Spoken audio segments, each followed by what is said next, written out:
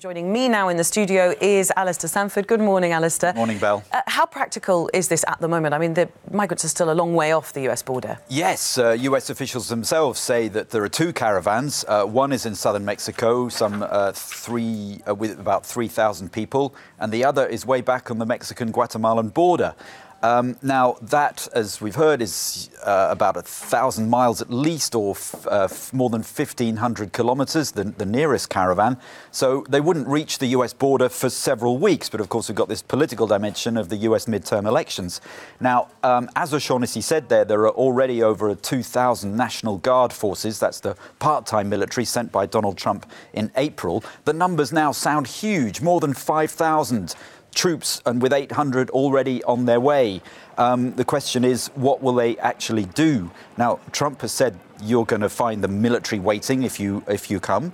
The US officials are putting a bit of a different emphasis on it, suggesting, for instance, the Pentagon suggesting they'll play a less direct role and that the troops will not be involved in policing the border, but rather providing logistical support, moving border personnel, for instance, securing crossings, providing medical support. Although they do say that the troops who regularly deploy weapons will carry them. So, is it just symbolic here? Will the migrants really find the military waiting for them? What's happening here is the military are being dragged really into a hot political issue just a week before the midterms. Donald Trump is definitely trying to portray illegal immigration as a threat to national security. The Department of Homeland Security is backing him up to a certain extent with that rhetoric. And there are opinion polls suggesting that many Republicans agree illegal immigration is a threat to national security. But the American Civil Liberties Union, for instance, says this is a political stunt. We've got the military furthering Trump's anti-immigrant agenda of fear and division, because we wait and see how this plays out at the midterms. Well, with those midterms in mind, what can we expect actually when these migrants do get to the US border, which may be in a month's time? Yes, exactly. And here we have to consider the legal position. I mean, Donald Trump says in his tweets, you won't be admitted into the United States unless you go through the legal process. This is an invasion of our country. The military's waiting for you. The Department of Homeland Security says that any illegal attempts to enter and people will be apprehended. They should take up Mexico's offer.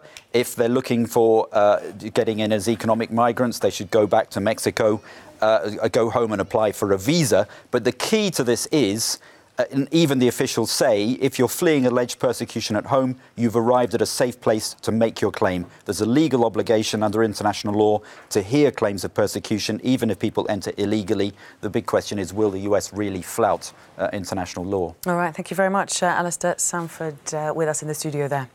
Now, it's the end of the Merkel era.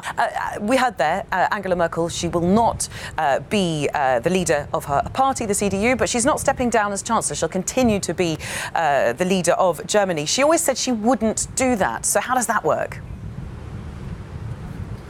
Well, I think how well Angela Merkel is able to continue to govern as Chancellor once she has handed over the job of party leader really depends on who takes over this job as leader of the CDU party. And so far, we've had three names of three prominent CDU MPs who say that they plan to run for party leader in December. One Merkel ally, Annegret Kramp-Karrenbauer, who's very close to the Chancellor, and many think in her pragmatic ways and temperament is actually very similar to Merkel, so many think that this relationship could be quite harmonious. But there are also two Merkel adversaries who have put their names forward. Jens Spahn, the young and ambitious health minister, who's very much a Merkel critic, and also Friedrich Merz, who's an old rival of Merkel's. And they could make life quite difficult if they did take over as head of the party. And of course, Angela Merkel faces very troubling times from within her own coalition government. This is not a government that's very happy at the moment, and of course a very vocal opposition in the parliament, so she could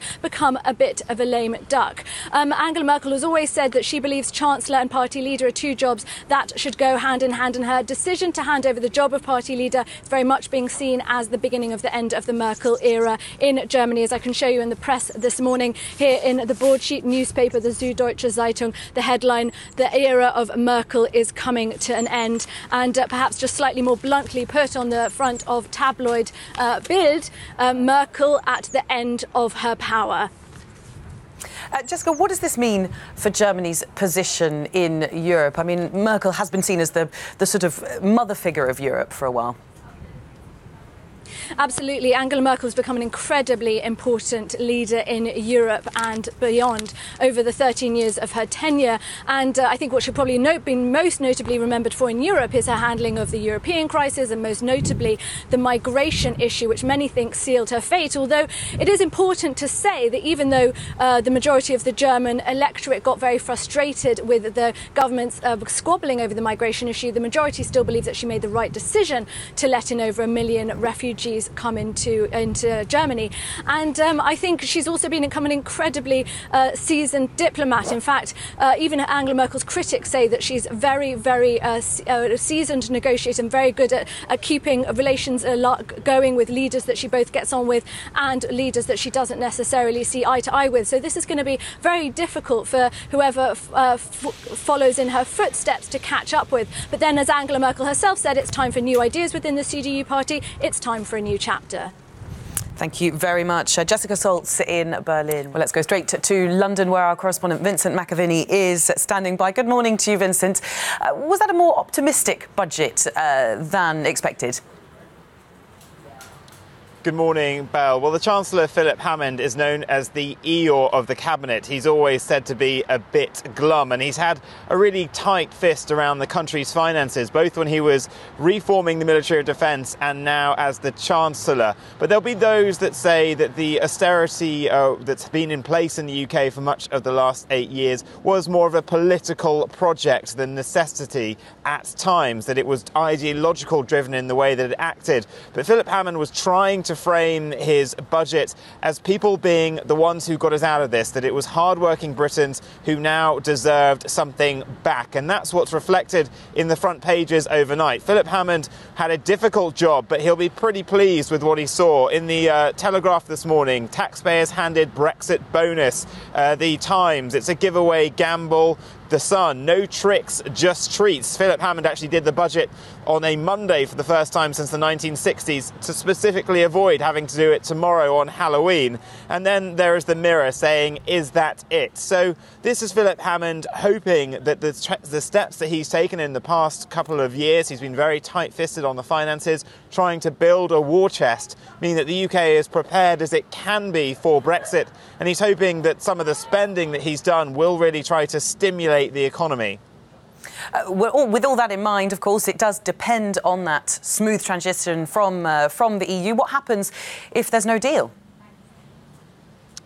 Well, Philip Hammond made it clear that this is all on the OBR's forecast, the Office of Budget Responsibility, for having a good deal. And he was very much saying to his own backbenchers and cabinet colleagues that we can do all this. We can help people. We can help the working people we're meant to be here to represent if we get a deal. And we all need to come together for that. Because if there is no deal, he said, I will need a full fiscal event in the spring. That means an emergency budget. And that would see him having the power to cut the budgets of his colleagues in cabinet. So I think that Philip Hammond is going to be saying to them, look, I've given the British people a pretty good offer. You've got to deliver a deal now.